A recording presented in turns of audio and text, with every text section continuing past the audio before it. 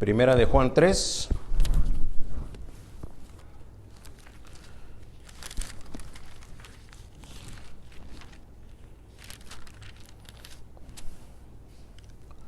Y voy a agradecerles que tengan a bien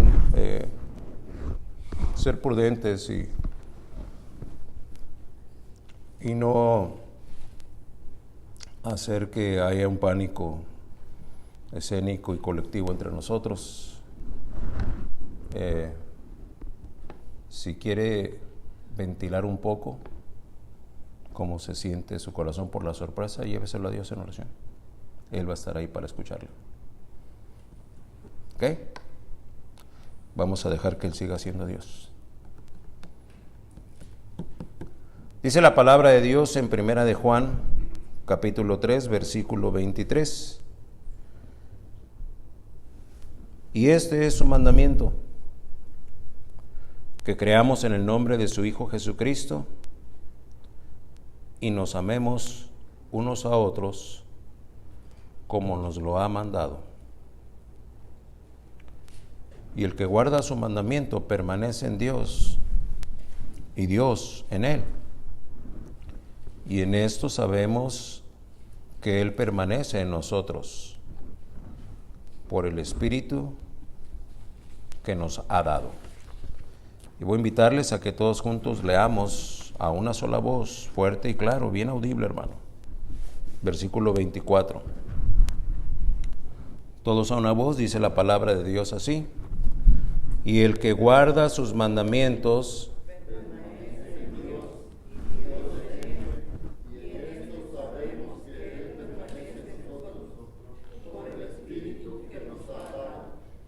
Amén. Amén. El Espíritu. ¿Y nota usted que está con mayúscula? Una vez más. Y el que guarda sus mandamientos permanece en Dios y Dios en él, y en esto sabemos que Él permanece en nosotros por el Espíritu que nos ha dado.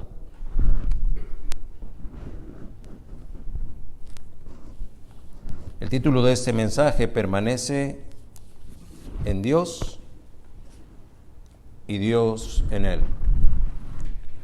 Al atender para ratificar nuestro entender de la intención divina en nuestro texto, en esos últimos dos versículos del capítulo 3 de su carta, el escritor sagrado plantea como condición la reciprocidad conducente. Reciprocidad conducente para hacer probatoria, primero, hacia Dios, después al mismo que profesa ser de Cristo, y después a quienes le rodean. Y lo que busca ser probatoria es la verdadera identidad y condición espiritual que verdaderamente se tiene. Aquí no se está hablando necesariamente de la membresía a una iglesia o de la afiliación a alguna religión o denominación. Se está hablando exacta y precisamente respecto a esa identidad y condición espiritual que se tiene. Condición e identidad espiritual que se tiene. Ya usé la palabra reciprocidad conducente. Tal vez usted dirá, bueno, hermano, yo medio entiendo lo que quiere decir reciprocidad. Según el diccionario, reciprocidad quiere decir correspondencia mutua entre dos personas o cosas. Adjetivo, acción o sentimiento que se recibe simultáneamente en la misma medida en la que se da. Eso es reciprocidad.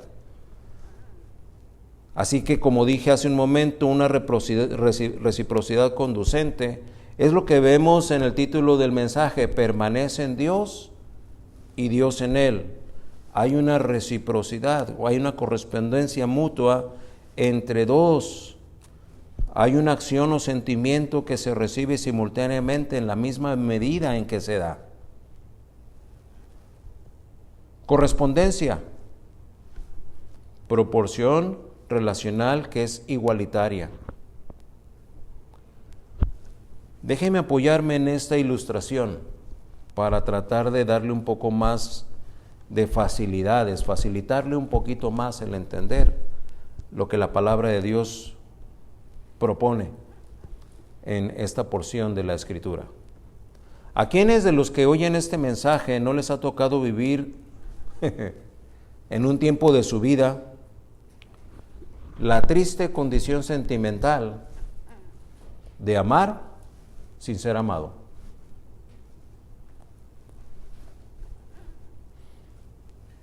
Amar sin ser amado no es una experiencia grata.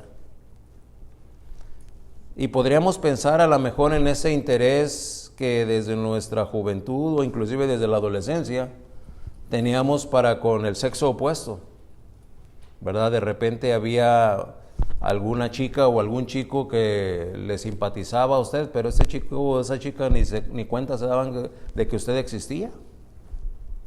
Tal vez esa experiencia se vivió en el seno familiar. ¿Por qué? Porque creyendo que anticipando usted que la relación entre usted y su mamá, entre usted y su papá debía ser una relación de amor, usted amaba a mamá o amaba a papá, pero le tocó la dolorosa experiencia de ver cómo volteó la espalda y se fue. Amar sin ser amado. Y cuando pensamos en eso, por eso digo es que no es una experiencia grata. Secularmente se ha llegado a asumir que en el corazón no se manda. Y ese corazón inclina sus afectos y sus emociones e inclusive ilusiones en favor de alguien que a veces ni se da cuenta de que existimos. Yo estoy bien enamorado de aquella, y aquella ni siquiera se da cuenta de que existo. Para añadir drama, algo que recurrentemente acompaña a una vivencia así, es que en aquel o aquella, a su vez, sucede que con su actitud también a su vez hiere con su indiferencia a alguien que asegura amarle. ¿Verdad? Yo puedo estar en una situación en la que yo amo a alguien a quien soy indiferente. Ese alguien no se interesa por mí, no me atiende, no me hace caso. A lo mejor ya le he buscado, ya le he dicho, ya le he mandado recaditos, ya le mandaste un regalito, ya le invité inclusive para conocerle, pero aquel alguien no, e inclusive hasta a lo mejor me ha rechazado artera y groseramente. Ya, déjame en paz, no quiero nada contigo. Pero ahí estoy amando sin ser correspondido. Y mientras esto se está dando en esta dirección, a su vez, hay alguien que puede estarme amando a mí, pero yo entretenido con mi afecto hacia aquella que me rechaza, no le hago caso a esta que sí supone amarme. Y lo mismo que aquella me está haciendo a mí, yo se lo estoy haciendo a aquella. No me mire con cara de guau, porque yo sé que más de uno aquí ha padecido algo así, ha vivido un cuadro así, ¿verdad? Usted quería que le hiciera caso y nunca le hizo caso, pero no sabía cómo quitarse a quien le buscaba y le proponía o le sugería interés.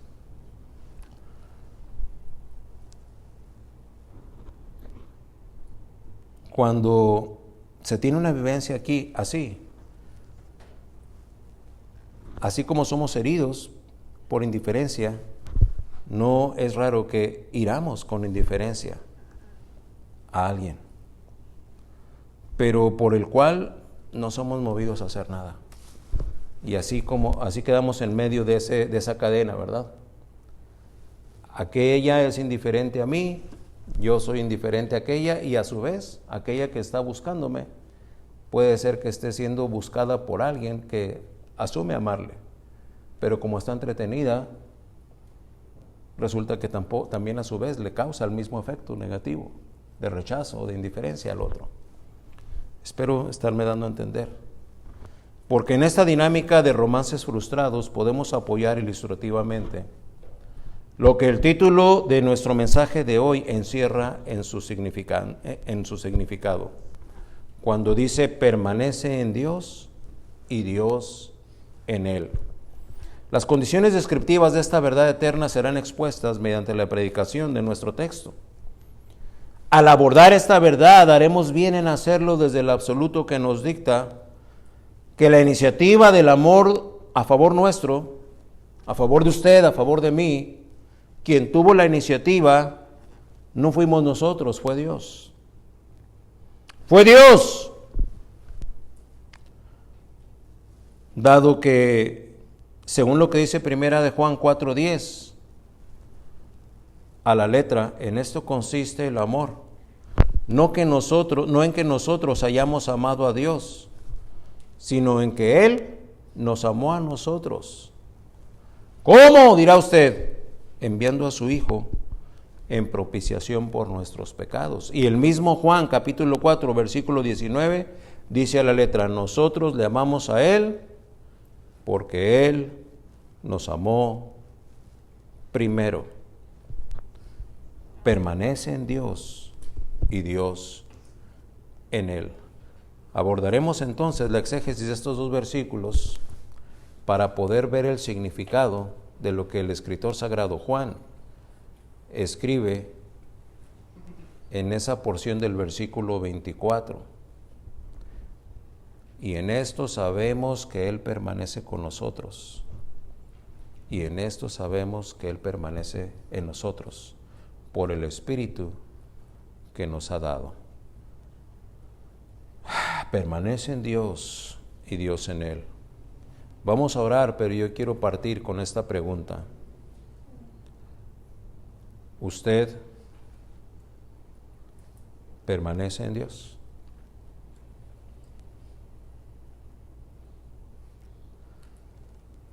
¿Es usted de los que permanece en Dios?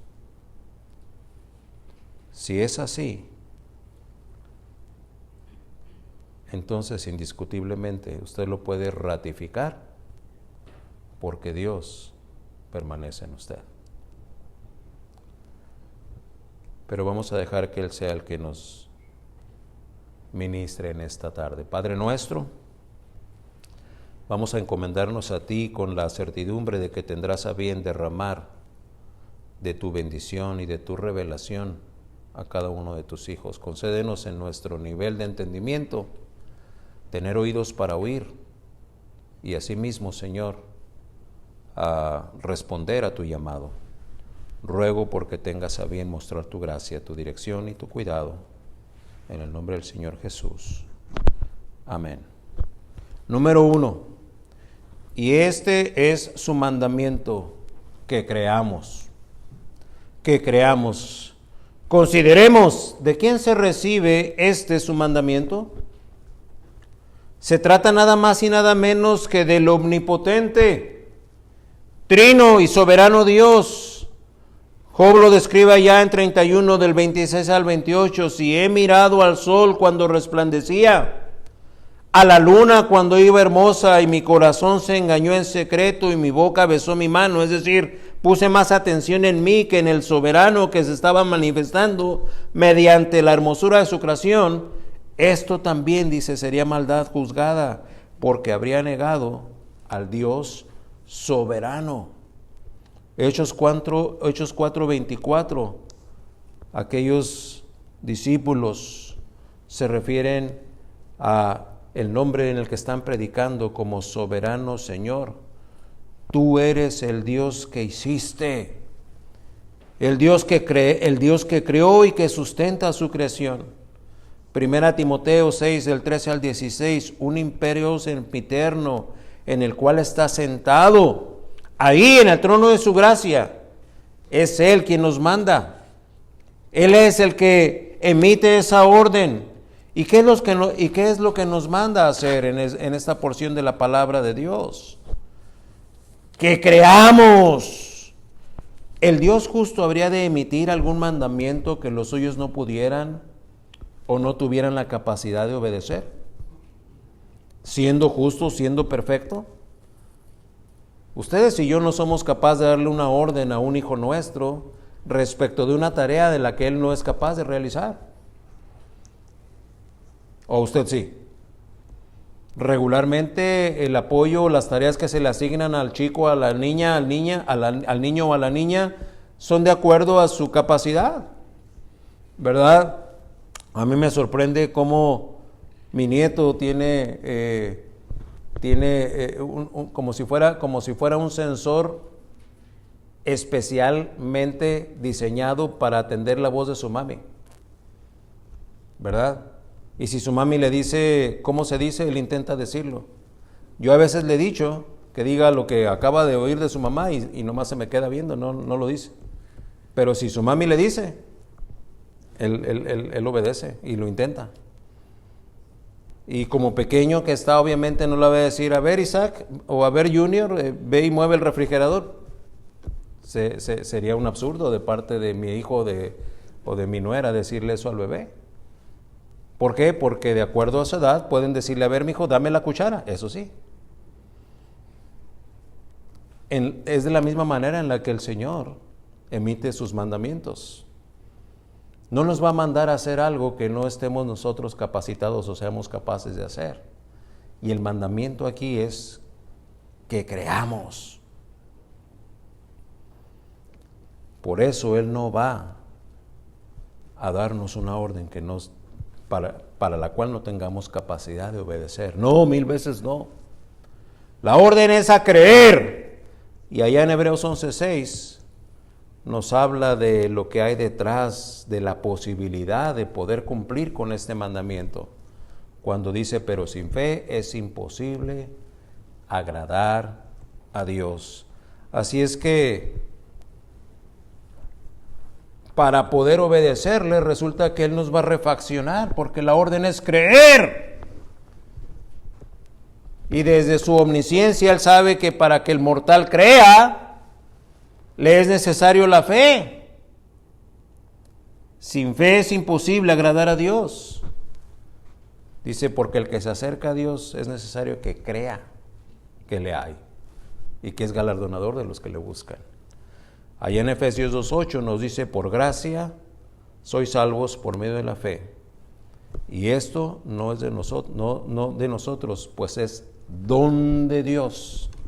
La fe que necesitamos para creer, Él nos la da. Y una vez que la recibimos, ahora nos dice, ¡cree! ¡Cree!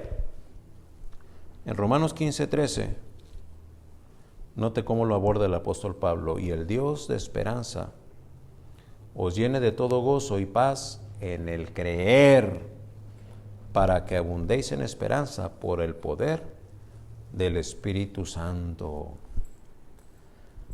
Hermano, como hijos de Dios, si verdaderamente somos creyentes, tenemos la capacidad de atender esta orden, creer. Si no podemos creer, entonces yo pregunto, ¿en qué creímos para poder tener la salvación y la vida eterna? Si es necesario creer. Pues ese creer no es un creer único para toda la vida o para toda la eternidad. Ese creer para ser salvos es la primera experiencia del uso de la fe que recibimos, para que a partir de ahí, como resultante de esta fe que nos dio la salvación, podamos creer para cumplir la orden que Él nos da, pues dice que es un mandamiento. Creer que Él tiene control de sobre todas las cosas. Creer que si yo estoy siendo rebelde, Él tiene el poder para enderezarme. Hay que creerlo. No creo. Bueno, exponte, dúdalo. Y vas a estar provocando a Dios a que te lo demuestre, pero cuando te lo demuestre, déjame decirte, probablemente sea para que ya no tenga remedio tu situación, e inclusive tu vida. Por eso la orden es a creer. Permanece en Dios y Dios en Él. Pero no nada más creer de una manera incierta o ambigua, no. Sigue diciendo el versículo, creer en el nombre de su Hijo Jesucristo. Gloria al Señor. El nombre que es por sobre todo nombre. Filipenses 2, del 9 al 11 lo declara, dice, por lo cual Dios también le exaltó hasta lo sumo. ¿Usted sabe qué quiere decir exaltar hasta lo sumo? Que no es posible exaltarle más. Es el límite máximo posible imaginario. Hasta lo sumo.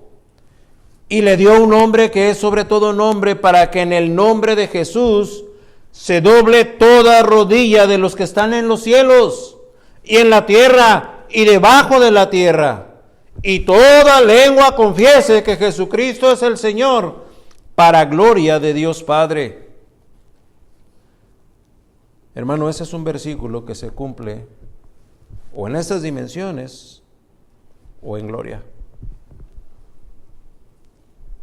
Habrá quien reniega de Dios. Habrá quien le niega inclusive, pero aún ellos tendrán que doblar rodilla delante de Dios.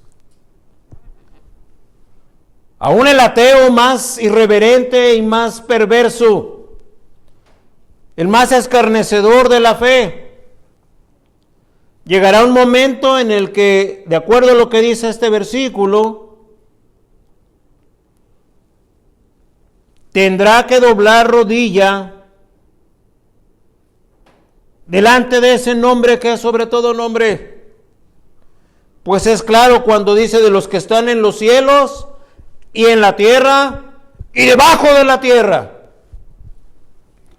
Y toda lengua, aquella lengua que sea capaz de emitir un sonido, una palabra, toda lengua, confiese que Jesucristo es el Señor, para gloria de Dios Padre. Así es que yo no sé cómo le va a hacer el ateo que ha negado toda su vida la existencia de un Dios. Porque va a llegar un momento en la eternidad en donde, créame que no me entretengo en averiguar en dónde, pero sí sé, por el testimonio de la palabra de Dios, que ese ateo que siempre negó a Dios, o aquel que simpatizó con la fe pero siempre fue rebelde, o aquel que siendo cristiano no vivió de acuerdo a Cristo, tendrá que doblar su rodilla delante del nombre que es sobre todo nombre. Lo va a tener que hacer. Y con su lengua va a confesar que Él es el Dios, Él es el Cristo, Él es el Todopoderoso. Y lo tendrá que hacer así para gloria de Dios Padre. ¿Seremos tan necios como para tener que vernos expuestos a ser forzados? ¿O tendremos la sensibilidad espiritual para decir, Señor, sí, yo te obedezco y yo creo en ese precioso nombre? El nombre de Jesús ciertamente es honrado en los cielos, pero lamentablemente es menospreciado y hasta despreciado en la tierra. El verdadero creyente le teme y cree en su nombre. Si a ti se te hace fácil comprometer el nombre de Dios, todos sus preceptos, todo aquello que la palabra de Dios te enseña respecto de respetar a tus padres, respecto de amar a tu esposa, respecto de sujetarte a tu esposo, respecto de ser conducente, viable y manejable delante de tus líderes espirituales. En lugar de eso eres burlesco o burlesca, o subestimas a tu esposo, subestimas a tu esposa. Déjame decirte, te hace falta temor de Dios y te hace falta creer en su nombre. Permanece en Dios y Dios en Él. En el nombre de su Hijo Jesucristo, que han mandado que nos amemos. Aquí vemos un segundo imperativo. En el versículo 23 ya nos mandó a creer en su Hijo, pues ahora nos manda a que nos amemos. Ahora nos manda a amarnos. Consideremos otra vez a quién eligió Dios para escribir esta carta y así darnos acceso a su revelación. ¿A quién? A Juan. Sí, es el apóstol Juan el que escribe. ¿Y qué es lo que escribe en esta porción? Dice, y nos amemos unos a otros. Visitemos juntos escrituralmente algunas escenas del aposento alto, porque ahí, en esa última cena, relatada en el Evangelio de Juan, desde el versículo 13 hasta el 16, 3 capítulos completos, donde se nos está relatando, nos está revelando Dios lo que estaba pasando en ese lugar privado, en esa cena privada. Y obviamente, pues ahí estaba Juan. Este escritor no solamente estaba observando, estaba participando. El escritor sagrado participaba, interactuaba, oyendo el mismo mandato que ahora él reescribe. Porque ese mandato lo recibió de parte del Maestro, que nos amemos.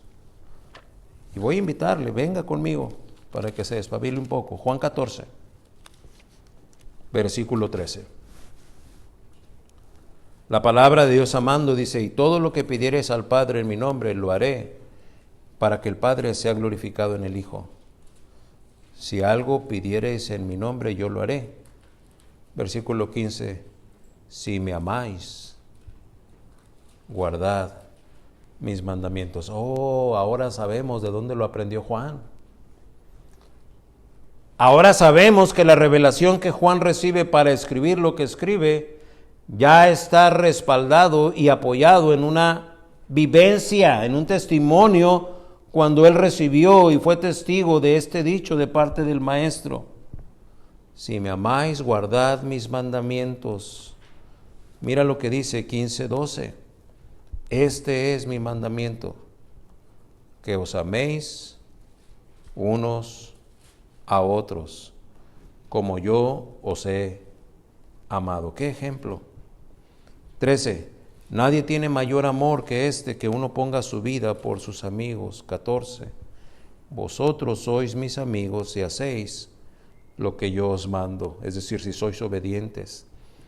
15. Ya no os llamaré siervos, porque el siervo no sabe lo que hace su Señor, pero os he llamado amigos, porque todas las cosas que oí de mi Padre os la he dado a conocer. Y mira con el versículo 16.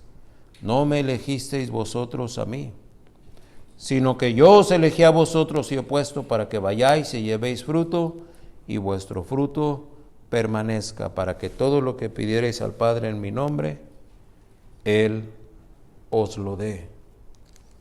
Acababa de pasar ya capítulo 17, versículo 14. Habían salido ya.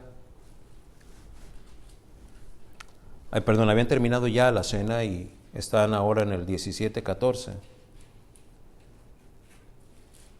Y de una manera milagrosa se nos revela cómo el Maestro intercedía por los suyos. La oración sacerdotal de Cristo por sus discípulos. En el versículo 14 le dice, yo les he dado tu palabra y el mundo los aborreció, porque no son del mundo, como tampoco yo soy del mundo. 15. No ruego que los quites del mundo, sino que los guardes del mal. No son del mundo, como tampoco yo soy del mundo. Santifícalos en tu verdad, tu palabra es verdad. Como tú me enviaste al mundo, así yo los he enviado al mundo. Y por ellos me santifico a mí mismo, para que también ellos sean santificados en la verdad. Versículo 20, mas no ruego solamente por estos, sino también, ahí estamos usted y yo, sino también por los que habrán de creer en mí, por la palabra de ellos. Ya en aquella oración sacerdotal, en el aposento alto, en el centro de Jerusalén, el Maestro estaba intercediendo por usted y por mí. Ha mandado que nos amemos. Número 4. Y en esto sabemos. El testimonio de otros de los atributos de Dios se incorpora aquí para manifestarnos su gloria. Saber, omnisciencia, todo conocimiento que se proyecta hacia nosotros desde su fidelidad como el Dios eterno, el inmutable, el Dios eternamente amoroso. Él nos revela que nuestra salvación se decretó en la eternidad pasada. Se ha de manifestar en el tiempo presente para llegar a su total y gloriosa consumación en la eternidad futuro. Ni sus promesas ni sus propósitos cambian. No hay manera. Y me encanta cómo lo maneja el escritor de Hebreos en el capítulo 13, versículo 8. Y voy a llamar su atención a este pequeño detalle que pocas veces se aprecia como tal. Hebreos 13, vamos todos ahí. Hebreos 13, vamos a leerlos todos a una sola voz. ¿Qué le parece? Participemos. ¿Qué dice Hebreos capítulo 13, versículo 8? ¿Lo tienen ya? Gloria a Dios. ¿Qué dice? Fuerte. Jesucristo es el mismo ayer, hoy y por los siglos. Déjeme llamar su atención. Aquí no dice Dios el Padre. ¿Qué dice? Jesucristo. Jesucristo es el mismo ayer y hoy y por los siglos. Es que la Trinidad está siendo manifiesta como una naturaleza difícil de comprender para la mente humana. Pero ahí está la segunda persona de la Trinidad, Jesucristo, que es el mismo. Ese ayer incluye la eternidad pasada. El hoy es lo que nos toca vivir y por los siglos la eternidad futura. Es importante que lo sepamos usted y yo. Jesucristo es el mismo ayer, hoy y por los siglos. Y este Jesucristo entonces lo podemos encontrar identificado en esa Trinidad, allá en 31:3 de Jeremías, cuando dice: Jehová se manifestó a mí hace ya mucho tiempo diciendo: con amor eterno te he amado, por tanto te prolongué mi misericordia. Así es que tenemos ahí en el Jehová, en el yo soy, a Cristo, que nos ha amado con amor eterno. Por eso nos prolongó su misericordia. Entendemos entonces ahora lo que está implícito en esa pequeña frase: y en esto sabemos. Y en esto sabemos que el número 5, el que guarda sus mandamientos. ¿Qué le viene a su mente cuando oímos que la palabra de Dios nos dice: y el que guarda sus mandamientos? Casi en automático brinca nuestra memoria y nuestra mente o nuestro conocimiento adquirido, pues a la ley mosaica, ¿verdad? A los 10 mandamientos. No matarás, no hurtarás, no cometerás adulterio, honra a tu padre y a tu madre para que te vaya bien. Y pensamos en todo esto. Y definitivamente no estaremos mal. En el contexto de la primera carta de Juan, cuando el escritor dice: el que guarda tus mandamientos, tiene una relación más cercana con el resumen que Jesucristo hizo allá en Marcos 12:30. Marcos 12:30, en donde dice: y amarás al Señor tu Dios con todo tu corazón, y con toda tu alma, y con todas tus fuerzas, y con toda tu mente. Eso me gusta de Marcos. Mateo nada más menciona 3, pero Marcos menciona 4. Con todo tu corazón, y con toda tu alma, y con todas tus fuerzas, y con toda tu mente. Y luego dice: y a tu prójimo como a ti mismo. Cuando dice con todo tu corazón, está hablando con toda tu intención. Con toda tu alma es con todos tus sentimientos y tu voluntad. Con todas tus fuerzas es con toda tu capacidad física. Y cuando dice con toda tu mente, tus pensamientos y tu conocimiento. Todos, todas. Viene a mi memoria un hermano que, de los pocos que allá en Indiana pudieron conservar su trabajo en la fundidora que era tan voy a decir, era una fuente clave de la economía de toda esa región del sur de Chicago, la famosa Inland Steel, que a finales de los 70s y principios de los 80 entró una crisis porque los japoneses empezaron a producir un acero de mejor calidad a más bajo precio. Y el mundo empezó a comprar acero japonés y empezó a dejar de comprar acero americano. Y la Inland Steel era la compañía número 2 de todo Norteamérica. Así es que cuando esa compañía funcionaba, esa compañía acerera funcionaba, nada más tenía una competidora en Pittsburgh, precisamente por eso se conoce como la ciudad acerera, la de Pittsburgh, Pensilvania. Pues la Inland Steel de Indiana era otra de las acereras de más importancia por su producción. Cuando viene esa crisis, la empresa empieza a cerrar secciones y muchos pierden su trabajo y van perdiendo su trabajo. Y recuerdo que en la iglesia en aquel tiempo había mucha gente que trabajaba en la Inland Steel y entonces fueron cerrando secciones y despedían de 1,300, 2,000, 1,500.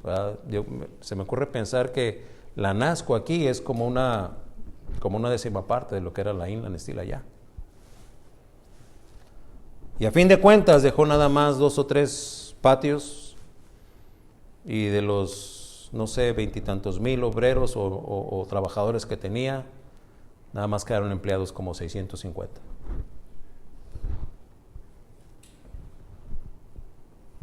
Y entre esos pocos que quedaron empleados, pues eran privilegiados, tenían trabajo.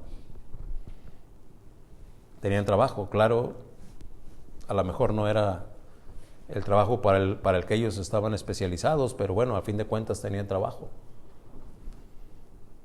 Y había veces que para no comprometer la compañía a llamar a la gente que tenía laid off, que los que tenía descansando porque no había trabajo suficiente, estos cuantos que estaban trabajando eran llamados a trabajar adicionalmente, porque de repente había llegado un barco o algo por el estilo y pues yo no quiero aumentar la nómina, ¿verdad? Pues están en una crisis, entonces ni modo, los trabajadores que salieron en la mañana, háblales que se vengan ahorita a las 5 de la tarde y que pongan unas 6 horas extras.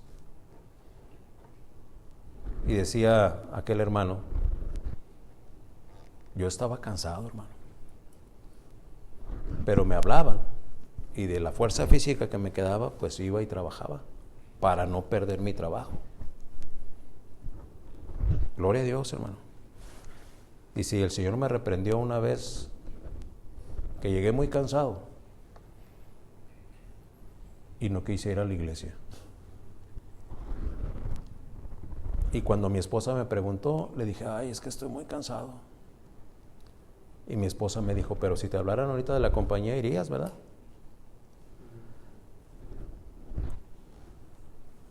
Pues, pero esta es la compañía.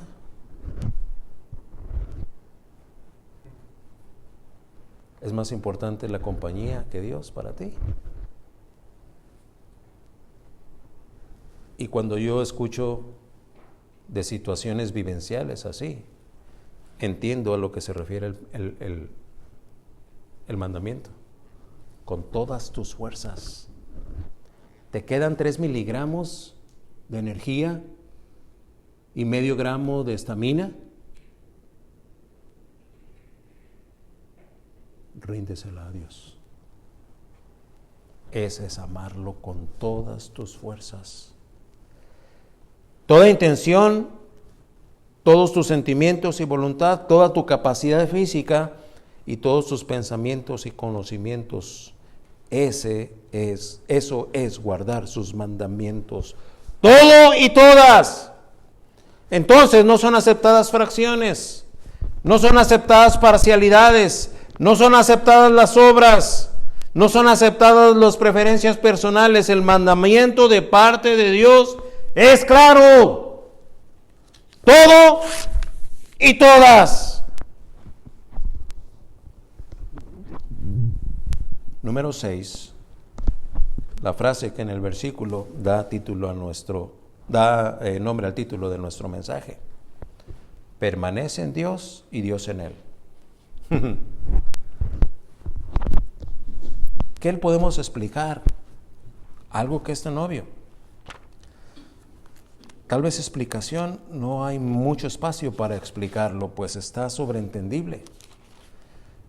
Pero apoyémoslo con una realidad que usted y yo podemos conocer por la revelación de Dios. Cuando la palabra de Dios, escrita por la pluma de Juan, dice permaneced en Dios y Dios en él, ahí en su primera carta, bien podemos ir a su evangelio, Juan 17, y ver lo que escribió allá en el versículo 21. Y esto lo está escribiendo como una crónica, es decir, está relatando los dichos del maestro. ¿Qué está diciendo el maestro? Bueno, está orando por usted y por mí, y le está diciendo a Dios, el Padre, para que todos sean uno, como tú, oh Padre, en mí y yo en ti. Ahí está permaneciendo en Dios y Dios en él. Y es Jesucristo hablando. Y yo en ti, dice, que también ellos sean uno en nosotros, para que el mundo crea que tú me enviaste. Juan relata en su evangelio las palabras de Jesús. Y allá en el 16:7 del mismo Juan dice, pero yo os digo la verdad, os conviene que yo me vaya, porque si no me fuera, el Consolador no vendría a vosotros. No vendría a vosotros. Y cuando nosotros estamos anticipando que Él permanece en Dios y Dios en Él, el mismo Maestro ya estaba haciendo referencia al hecho de que Él, la persona de Jesucristo, no iba a poder permanecer en todos, pero echaría mano entonces de su Espíritu, el Espíritu Santo, la tercera persona de la Trinidad. Así es que si en 17:21 la oración es para que todos sean uno, como tú, oh Padre, en mí y yo en ti, que también ellos sean uno en nosotros. Ese nosotros está hablando de la Trinidad, de las tres personas de nuestro Dios. Dios Padre, Dios Hijo y Dios Espíritu Santo. La evidencia personal que levanta hasta la eternidad el testimonio de nuestra verdadera conversión es la permanencia mutua con Dios. La permanencia unilateral ya no aplica en esta correspondencia y reciprocidad divinas. No puedes tú estar ahí aislado y decir que tú eres hijo de Dios y no tener al Espíritu de Dios. Esa sería una permanencia unilateral. Se necesita el Espíritu Santo morando en ti para que ese testimonio pueda ser elevado hasta lo sumo. Y usted y yo hemos de temblar cuando leemos permanece. ¿Por qué? Porque de hecho así, permanecer no da espacio a la inconstancia, no da espacio a la intermitencia, no da espacio a la irregularidad, no da espacio al retroceso. La descripción es inobjetable. Permanece. ¿Y qué quiere decir permanecer? Ya lo hemos estudiado, ¿se acuerda? Mantenerse sin cambios en un mismo lugar, estado o condición. Ubicarse en un sitio durante un tiempo determinado. Para el creyente, ese tiempo determinado es la eternidad. Quedarse ahí. Entonces no voy a ser intermitente, no voy a ser de a veces sí y a veces no. Tampoco voy a ser condicionante. Pues si se puede. No.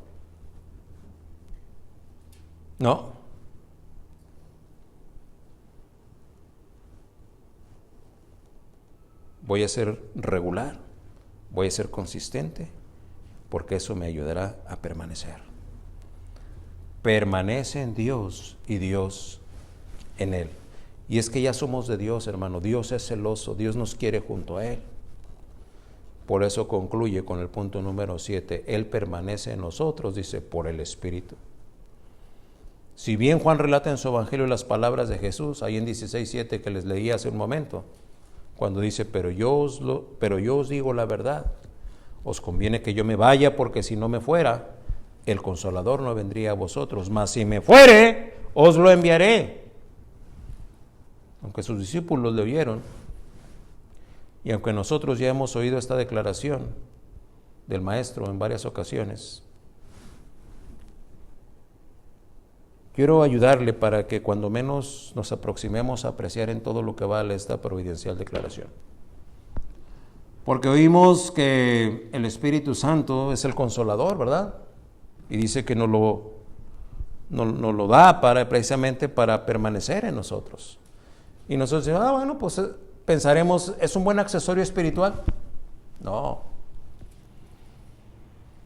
No estará de más meditar sobre lo que el predicador nos revela ya en Eclesiastés 4:1, y este es Salomón hablando. Note usted esta triste descripción. Salomón la está presentando. Me volví, dice, y vi todas las violencias que se hacen debajo del sol. Caray, parece que está describiendo nuestra sociedad en el siglo XXI. Me volví, dice, y vi todas las violencias que se hacen debajo del sol.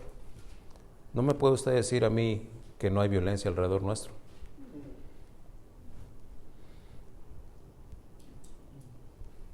Pero gente dedicada en cuerpo y alma a violentar, a causar conflicto, guerra, ofensa. Y es lo que dice el predicador, que se volvió y vio las violencias que se hacen debajo del sol. Y luego dice, y aquí las lágrimas de los oprimidos. ¿Cuánta gente sufre? Lágrimas de los oprimidos. Lágrimas de los oprimidos. No podemos negar que la noticia que recibimos hace ratito nos dolió. Y nos duele. Y si nos detenemos un momento a pensar,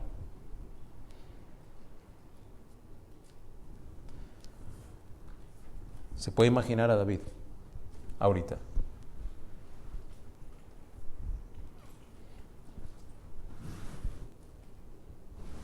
Su clamor en el texto dice, no, mi mamá está inconsciente y no sé cómo le voy a decir.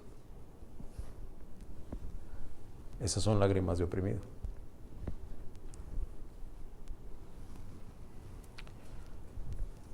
Sigue describiendo el predicador sin tener quien los consuele. Es que la soledad y el aislamiento tal vez sea la parte más cruel de esta pandemia hoy en día. Por eso les digo, se parece mucho a la situación que estamos viviendo hoy día aquí en nuestro país, en este siglo XXI. Dice, sin tener quien los consuele. Ayer estábamos por un ratito viendo el servicio en memoria de un hermano muy amado ahí en Tijuana. Y alguien que pasó a dar el testimonio, lo que más nos duele es no poder estar lo cerca que quisiéramos, porque ni siquiera hay oportunidad de tener un servicio funerario. Del hospital prácticamente salen al crematorio y no podemos acercarnos con la esposa, ahora viuda, a dar un abrazo. Dice, sin tener quien los consuele. La descripción continúa en el 4:1 de Eclesiastés, dice, y la fuerza estaba en las manos de sus opresores. O sea que no solamente estaba solos, pero los que tenían poder de ejecución eran los opresores, dice, y para ellos no había consolador. Esa es la condición de quienes no tienen lo que el Maestro prometió para los suyos.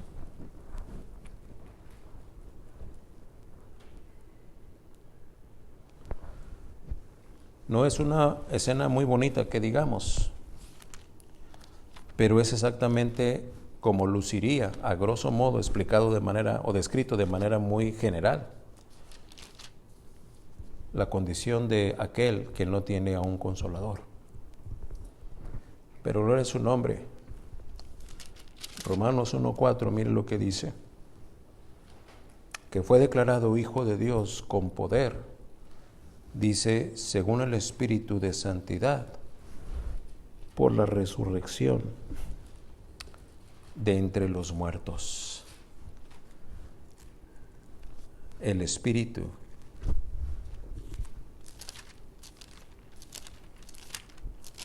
Cuando el Señor me dejó encontrar 9:14 de Hebreos, tengo que decirle, me tuve que detener a darle gracias a Dios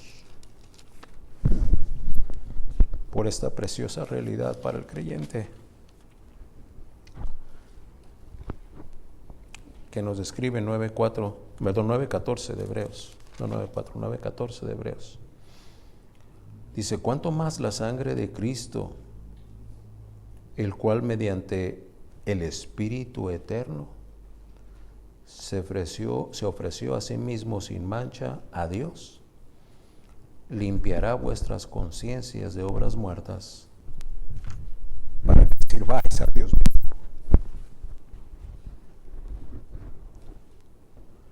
Esta relación recíproca de permanencia Dios la extiende hacia el verdadero creyente,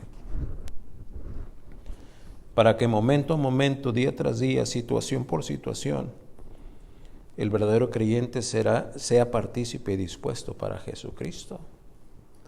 Sea partícipe y dispuesto para Jesucristo, sabiendo que en respuesta correspondiente, Jesucristo está siempre disponible para el verdadero creyente, por su Espíritu.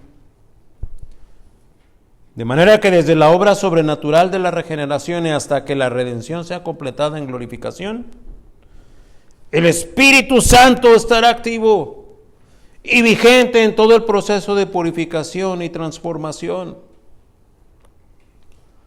No haremos mal si volteamos a ver lo que dice Juan 3:5 en su Evangelio.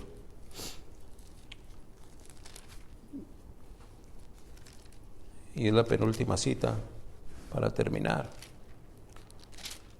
Vaya conmigo ahí y siga en silencio.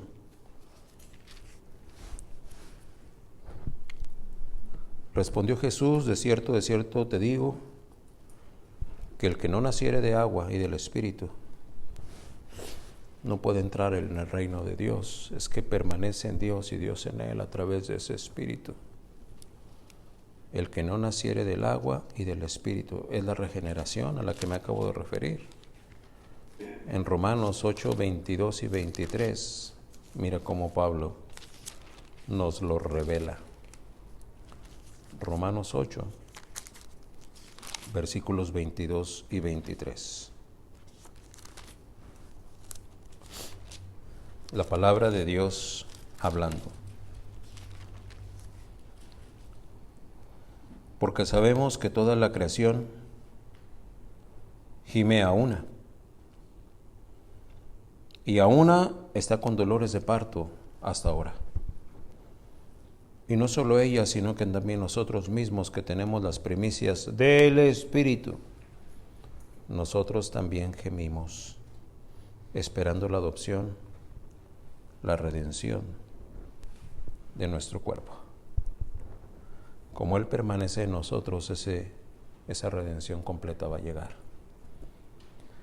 Aquel que es elegido de Dios, Dios ha de darle el don de la fe para que crea, para que se arrepienta de pecado y para que corresponda a la inconmensurable y eterno amor con el que Dios le ha amado. Si la obra redentora de Dios para salvación ya está llevada a cabo en usted, usted corresponderá a ese amor, ejercitando la fe recibida, creyendo, y así el Espíritu Santo confirmará cada instante de su vida que permanece en usted, que permanece en nosotros, para que entonces usted y yo permanezcamos en Él. Dios les bendiga.